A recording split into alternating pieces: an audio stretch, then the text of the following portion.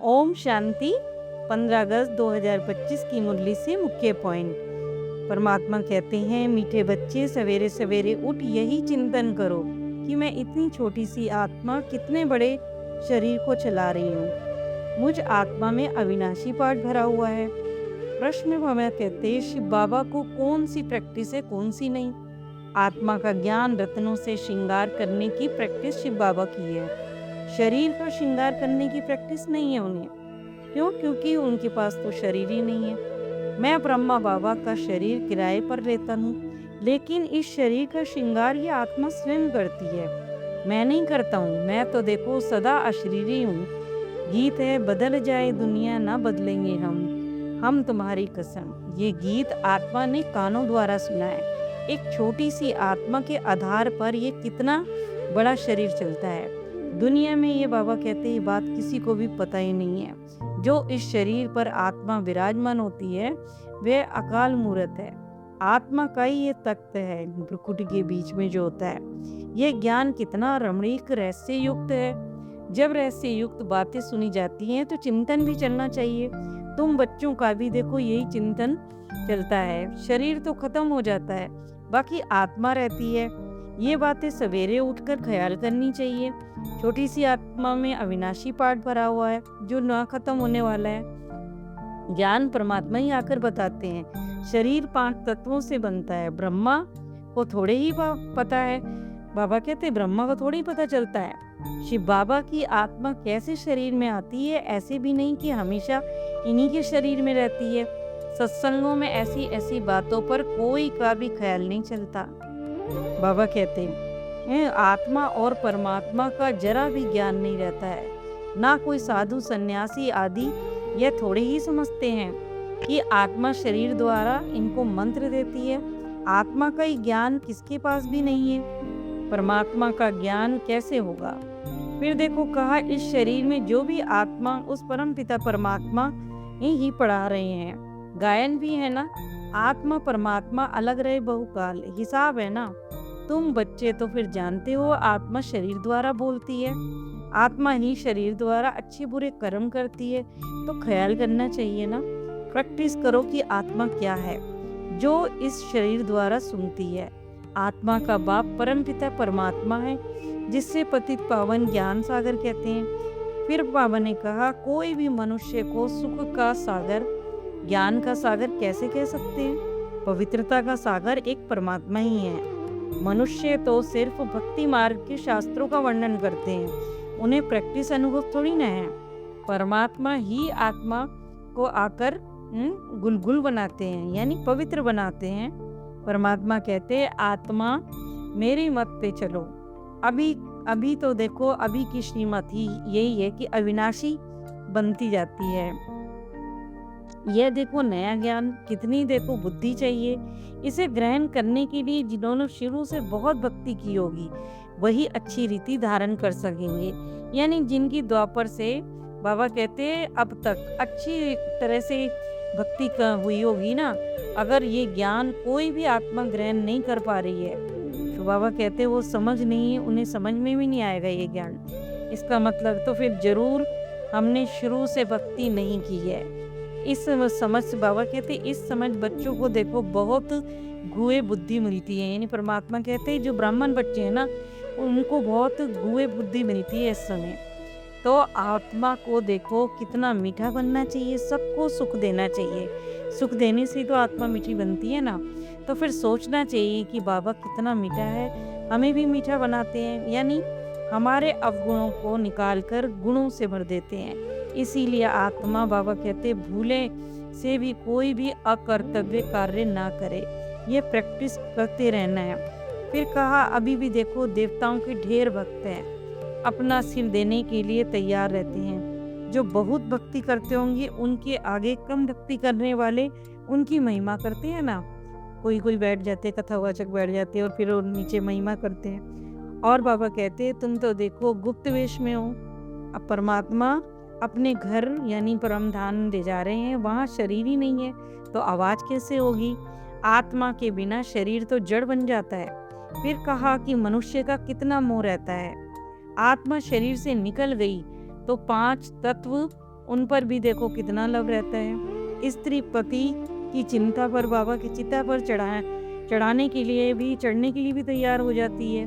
इतना मोह है शरीर में, इसलिए बाबा कहते हैं नष्ट मोहा बनने की प्रैक्टिस करनी है सारी दुनिया से। यह देखो शरीर तो सबके खत्म हो जाने हैं ना, तो फिर इनसे मोह क्या रखना। बाबा कहते हैं मोह को निकालना चाहिए, परंतु बहुत है जो मोह है। ब्राह्मणों को खिलाते हैं और याद करते रहते हैं कि फलाने का श्राद्ध है, फलाने का श्राद्ध है, ऐसे कहते हैं ना। बाबा कहते उस आत्मा ने तो फिर कहीं और जन्म लिया, अब देखो वापस ब्राह्मण के तन में तो नहीं आती, तो फिर खा कैसे सकती है। तुम बच्चों को तो फिर अब इन बातों से अलग होना चाहिए। ये सब ड्रामा है और हर किसी का अपना अपना पार्ट है, परंतु तुम्हें इस समय ज्ञान है हमें नष्ट मोह बनना है। मोह जीत राजा की भी कहानी है ना। वैसे बाबा कहते ये तो बहुत कथाएं बना दी है, कोई कहानी वानी नहीं है। मोह जीत तो राजा होता नहीं है। जिसने देखो इन चीजों पर अपना मोह हटा लिया वही देखो मोह जीत राजा है। यहाँ देखो हम मोह पर जीत पाकर सतयुग में जाते हैं और स्वर्ग में ही बाबा कहते मोह जीत राजाएं थी, पर जीत का पुरुषार्थ तो यहीं पर करना है ना। वहाँ ऐसे ही थोड़ी ना राजा रानी और प्रजा थी, वह है ही नष्ट मोहा की राजधानी। इस रावण की दुनिया में ही मोह होता है, वहाँ तो विकार ही नहीं है। होते तो फिर मोह कैसे होगा। बाबा कहते मोह भी तो फिर एक विकार ही है ना। परमात्मा लोन यानी किराए पर मकान लेते हैं। शिव बाबा ब्रह्मा बाबा का तन यूज करते हैं, उसके लिए कहा मकान को अच्छी रीति से फर्निश यानी चमकाते हैं। इसको तो फिर फर्निश करना ही नहीं है, क्योंकि देखो बाप के पास तो फिर शरीर नहीं है ना, कोई भी श्रृंगार आदि करने की प्रैक्टिस ही नहीं करनी। बाबा कहते परमात्मा कहते हैं मुझे तो अविनाशी ज्ञान रत्नों से बच्चों को श्रृंगारने की प्रैक्टिस है आत्मा को। अभी देखो शरीर अपवित्र है, जब नया मिलेगा तब पवित्र शरीर होगा। हमें राज परमात्मा ही बताते हैं, धीरे धीरे मालूम पड़ेगा। नई दुनिया की देखो इस समय स्थापना, पुरानी का विनाश हो रहा है। यह काम बाबा कहते हैं परमात्मा का ही है। परमात्मा के सम्मुख आते हैं, याद करना है परमात्मा। बाबा कहते हैं यह याद करना है कि हम ईश्वर निराकार शिव बाबा के सम्मुख जाते हैं। फिर बाबा कहते हैं इस समय शरीर सारे पतित हैं, इसे पावन बनाने के लिए शिव बाबा की याद में रहना है, नहीं तो पाप लग जाता है। क्योंकि हम शिव बाबा के पास जाते हैं ना, फिर दूसरा जन्म होगा तो फिर सब संबंधी भी दूसरे होंगे। सतयुग की बात हो रही है। वहाँ देखो हम देवताओं की गोद में जाएंगे। अभी हम ईश्वरीय संबंध में, क्योंकि संगम युग पुरुषोत्तम युग का बाबा कहते परमात्मा हमें पढ़ाते हैं ईश्वरी गोद पूरे सर्कल में एक बारी मिलती है। नहीं तो बाबा कहते हैं ऐसे भी हैं जो बाबा से कभी मिले भी नहीं हैं, देखा भी नहीं है, और मुख से कहते हैं कि बाबा हम आपकी गोद के बच्चे बन चुके हैं, जबकि बाहर रहते हैं और लिखते हैं कि बुद्धि में भी ज्ञान है। ये आत्मा महसूस भी करती है। पहले हम पतित की गोद में थे, यानी शरीर के पिता। हम परमात्मा कहते हैं भविष्य में देवताओं की गोद में होंगे। यह देखो जन्म दुर्लभ है, हीरे जैसा है, क्योंकि परमात्मा का मिलन होता है इस समय। फिर कहा संगम पर कोई भी उस पानी के सागर और नदियों को नहीं कहा जाता है। इससे देखो रात दिन का फर्क हो जाता है। ब्रह्मपुत्रा बड़ी से बड़ी नदी है। जो नदियाँ सागर में पड़ती हैं, तुम भी सागर से ही निकली हो। नदियाँ हैं, नदियाँ हो। बाबा कहते ब्रह्मपुत्रा यानी ब्रह्मा सागर और शिव बाबा, और फिर छोटी छोटी नदियाँ यानी बाबा कहते वो आत्मा है। सागर से इनका कितना मेल है। फिर सागर से ही तो मीठा पानी खींचती है ना नदियाँ, यानी शिव बाबा से ये मीठा ज्ञान हम आत्माएं अपने में भर रही हैं। आत्माएं जो खारी बन गई हैं उन्हें ही मीठा बनाते हैं परमात्मा। यानी 5 विकार बाबा आत्माओं में से निकाल मीठा बनाते हैं। इस समय सब मनुष्यों का कोड़ी जैसा जन्म है। हम भी देखो पहले ऐसे ही थे, अब देखो एम ऑब्जेक्ट है, नर से नारायण बनते हैं। भारतवासी खुद थोड़े ही जानते हैं कि यहाँ हम कितने साधारण अबलाएं हैं।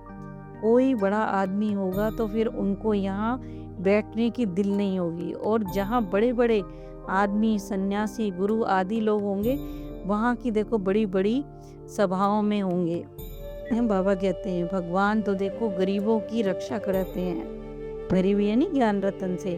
अभी देखो तुम जानते हो कि हम कितने साहूकार थे, फिर वैसे ही बनते हैं सत्युग लायक। बाबा कहते भी हैं तुम पद्मा पदम पति बनते हो, अब गफलत नहीं करो, पर कायदे कानून का उल्लंघन नहीं करना है, श्रीमत से ही तुम श्री बनते हो, बड़ी मंजिल ऊंची है। रोज का बाबा कहते खाता रखो, कमाई किया, कितनी कमाई की, कितना नुकसान किया, कितना परमात्मा को याद किया, कितनों को तुमने रास्ता बताया, क्योंकि तुम्हें ही तो ज्ञान का तीसरा नेत्र मिला है, तुम ही अच्छी रीति अच्छी, बाबा कहते तुम ही अंधों की लाठी हो। अच्छा होमवर्क में धारणा में बाबा ने कहा, परमात्मा कहते जैसे मैं मीठा हूँ ऐसे ही मीठा बन सबको सुख देना है, उत्तम से उत्तम कल्याण का कार्य करना है, कोड़ियों के पीछे हैरान नहीं होना, पुरुषार्थ कर अपना जीवन हीरे जैसा बनाना है, बिल्कुल भी गफलत नहीं करनी है। वरदान बाबा कहते सबसे बड़ी बीमारी है चिंता, इसकी दवा कोई डॉक्टर्स के पास भी नहीं है। चिंता वाले जितना ही प्राप्ति के पीछे दौड़ते हैं उतना प्राप्ति आगे की ओर दौड़ने लग जाती है। इसीलिए निश्चय के पांव अचल सदा अचल रहे, सदा एक बल एक भरोसा। यह पांव अचल है तो विजय निश्चित है, निश्चित विजय सदा ही निश्चिंत है। माया निश्चय रूपी पांव को हिलाने के लिए ही भिन्न भिन्न रूप धारण करती है, यानी रूप में आती है। लेकिन माया हिल जाए आपका निश्चय रूपी पांव ना हिले तो फिर निश्चिंत रहने का वरदान मिल जाएगा। यानी परमात्मा कहना चाहते हैं चिंता की देखो कोई भी दवा नहीं होती है। चिंता हम करते हैं तो कितने परेशानी रहते हैं, अगर चिंता करते रहोगे तो फिर प्राप्ति के पीछे भागोगे तो फिर कभी भी प्राप्ति नहीं मिलेगी। इसीलिए सदा एक बाबा पर भरोसा रखना है और उससे मिलने वाली जो ऊर्जा यानी बल पर भरोसा रख के करके कोई भी कार्य करते हो और फिर निश्चिंत हो जाओ। माया तो देखो बहुत तरीके से आएगी, पर आपको एक ईश्वर पर अचल विश्वास रखना है और कोई शक्ति ऐसी, बाबा कहते कोई शक्ति नहीं जो तुम्हें तोड़ सके। विजय हुई पड़ी है, क्यों? क्योंकि परमात्मा साथ खड़ा है ना। स्लोगन में बाबा ने कहा हर एक की विशेषता को देखते जाओ तो विशेष आत्मा बन जाएंगे। यानी दूसरों के हम गुण देखेंगे तो वो गुण हमारे में भी बढ़ते जाएंगे। जब गुण आत्मा में बढ़ते जाते हैं तो वो आत्मा तो विशेष बनी जाती है। अच्छा, ओम शांति।